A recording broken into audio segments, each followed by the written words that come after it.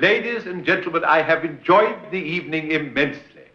The actors have given a delightful rendering of a charming play, and your own appreciation has been most intelligent. I congratulate you on the success of your performance, which persuades me that you think almost as highly of this play as I do myself.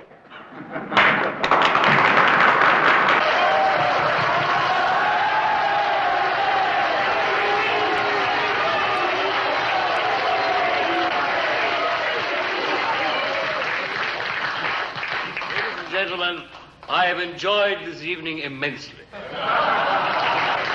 actors have given a charming rendering of a delightful play.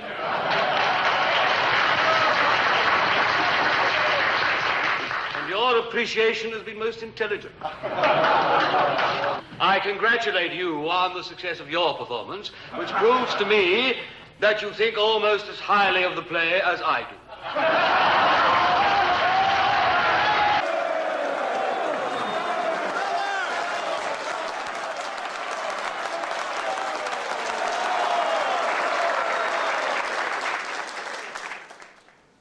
Ladies and gentlemen, I have enjoyed this evening immensely. The actors have given us a charming rendering of a delightful play, and your appreciation has been most intelligent. I congratulate you on the great success of your performance, which persuades me that you think almost as highly of this play as I do myself.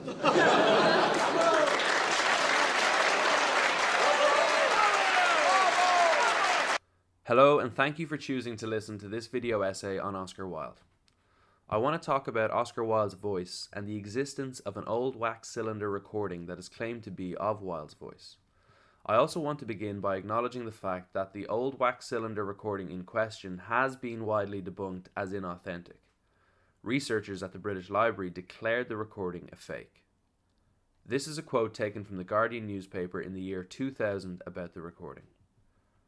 By studying surface noise and background clicks of the recording, supposedly made on a wax cylinder from which an acetate disc was copied, library experts Peter Copeland and Jonathan Vickers showed it was created at a speed incompatible with devices of the era.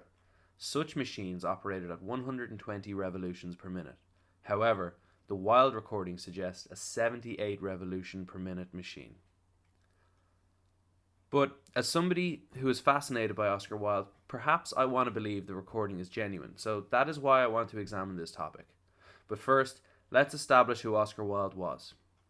An Irishman who made his name in England, Oscar Wilde was a much-loved writer and wit in his lifetime until his public disgrace at the hands of the British courts, who sentenced Wilde to 2 years hard labour in prison for being a homosexual.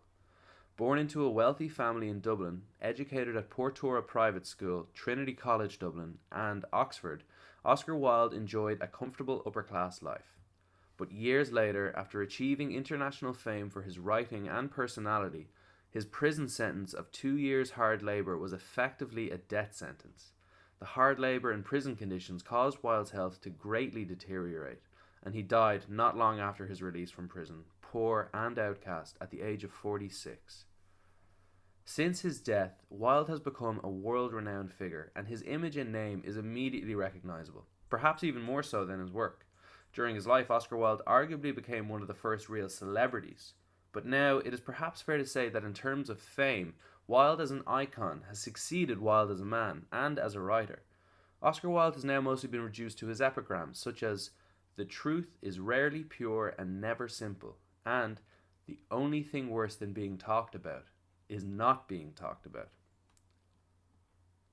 In his lifetime, and now again, Oscar Wilde was famous for many things, like his sharp wit, eccentricities, intellect, and his playful mastery of language. But Wilde's ability to be the centre of attention and win the affections of those he spoke to with the art of conversation was also well known. After leaving Oxford and moving to London, long before his infamy as a writer, he began to make a name for himself as a guest at dinner parties.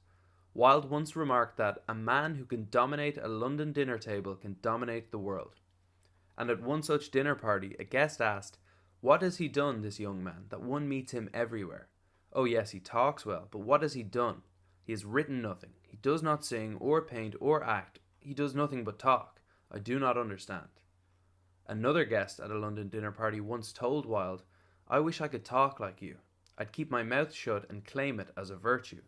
To which Wilde replied, that would be selfish. I could deny myself the pleasure of talking, but not others the pleasure of listening. To put it simply, Wilde was a known talker, and a skilled one at that. Lily Langtry, a close friend and muse of Wilde's, once said that he had one of the most alluring voices that I have ever listened to, round and soft and full of variety and expression. The American poet Walt Whitman also remarked on Wilde's English society drawl, but his enunciation is better than I have ever heard in a young Englishman or Irishman before. So it would seem obvious from this evidence that Wilde had a nice voice. But is there any hard evidence to prove this? That is what I want to examine. A voice recording exists of a man claimed to be Oscar Wilde reading a poem of Oscar Wilde's. But before we go any further, let's listen to the audio. Be sure to listen closely because the quality of the audio is fairly poor.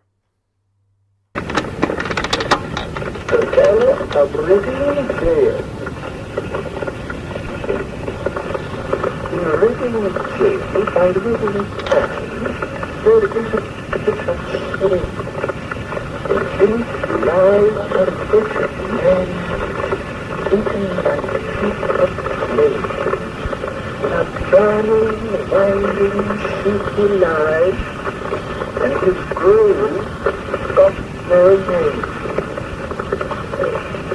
No need to waste the foolish care, or heed the windy sigh. The man had killed the thing he loved, and so he had to die. Now, is there an argument to be made about the authenticity of this recording? Before we examine that, let's establish some basic facts about the recording. The poem that is being read is The Ballad of Reading Gaol. Oscar Wilde wrote the poem in France in 1897 after his release from prison. The entire poem is not being read in this recording. Only the third last and second last stanzas are. It was possible to record voices at this time in history. I took this information from the Phonograph Cylinder Wikipedia page. Here is a quote. Both the gramophone and Edison's perfected phonograph were commercialized in 1888. Beginning in 1889, pre-recorded wax cylinders were marketed. These have professionally made recordings of songs, instrumental music, or humorous monologues in their grooves. Now, here is a recording made on one such cylinder from the time. Listen out for the quality of the audio.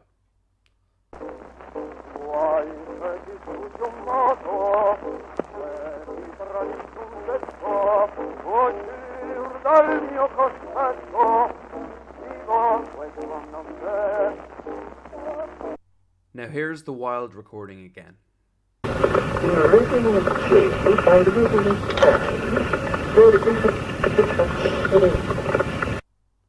And here is a clip from the sample audio.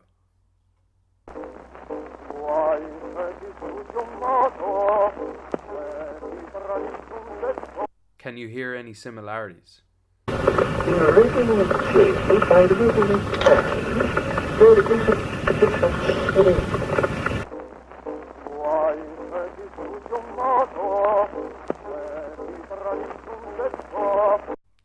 Significantly, Oscar Wilde's son, Vivian Holland, who had to change his name after Wilde's prison sentence, and who died in 1967 at the age of 80, did listen to the tape. At one point he claimed that, yes, it was his father speaking, but finally he claimed that it was not his father speaking. But Holland listened to the tape in the 1960s, and he had last seen his father in 1895, when he was a young child. However, it must be acknowledged that Holland would know the voice of his own father better than anyone else alive in the 1960s, and it seems like a voice that you would remember. With regards to the recording itself, what confuses me is that I found two versions of the recording online. The version I've just played and another one that sounds higher in pitch but similar in rhythm. They are different recordings though, because the reciter in the second audio recites more words than the reciter in the first recording. The Ballad of Reading Gaol, Part 6. In Reading Jail by Reading Town, there is a bitter shame. In it lies a wretched man, eaten by feet of flame. In a burning, winding sheet he lies, and his grave has got no name. And there, till Christ calls forth the dead, in silence let him lie. No need to waste the foolish tear, or heed the windy sigh. The man had killed the things he loved, and so he had to die. And all men kill the thing they love. By all, let this be heard.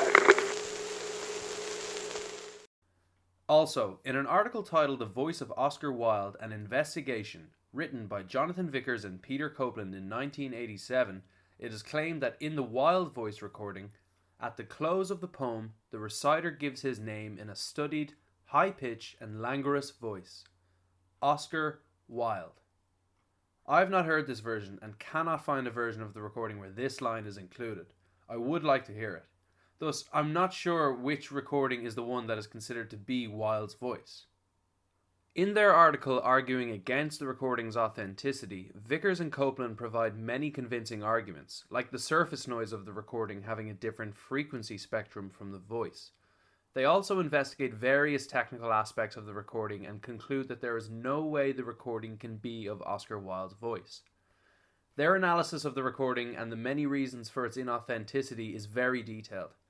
Their article examines the technical components of the recording as well as the history of its existence in far greater detail than I'm currently doing, so I would recommend reading their article if this topic interests you. It is a fascinating read and I have put a link to the article below this video. With regards to the history of this recording, the story goes that the recording was made at the 1900 Paris Expo. Here is a quote about the 1900 Paris Expo from Wikipedia. The Exposition Universelle was a world's fair held in Paris from the 14th of April to the 12th of November 1900 to celebrate the achievements of the past century and to accelerate development into the next. Employees of Thomas Edison were present and participating in the exhibition and showing off their phonograph recording device. It is claimed Wilde visited the expo and was spotted by employees of Thomas Edison, who asked him to make a recording on their phonograph device. We know that Wilde did visit the expo because he wrote a letter to his close friend and confidant Robbie Ross, in which he told Ross about visiting the expo with his publisher Leonard Smithers. Wilde wrote that, "Smithers appeared here with his new mistress. She is quite clean and charmingly dressed. We went to the exhibition one night." Now, curveball here, but a video also exists claiming to show Oscar Wilde attending the 1900 Paris Expo, but it is impossible to know from the video if it is actually Wilde caught on camera. The person in question could be anyone. Here it is, but again, it is impossible to conclude that this is actually Oscar Wilde, or anyone else for that matter. So we're supposed to be looking out for this guy in the white.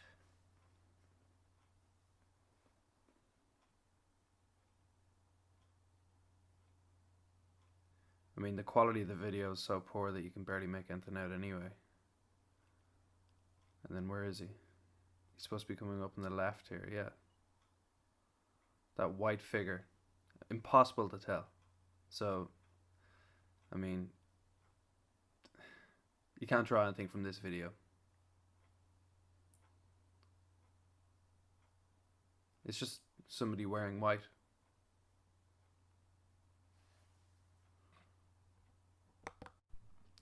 Returning to Vivian Holland, Wilde's son, what I found interesting is that a video of Vivian Holland being interviewed on television in the 1960s is available on YouTube. Here is a clip from it. I was here in 1907. I had come over from England to shoot moose in Canada. I went over to Vancouver to Seattle, San Francisco, and then San Francisco back to New York. Now listen to a clip from the Wilde recording again.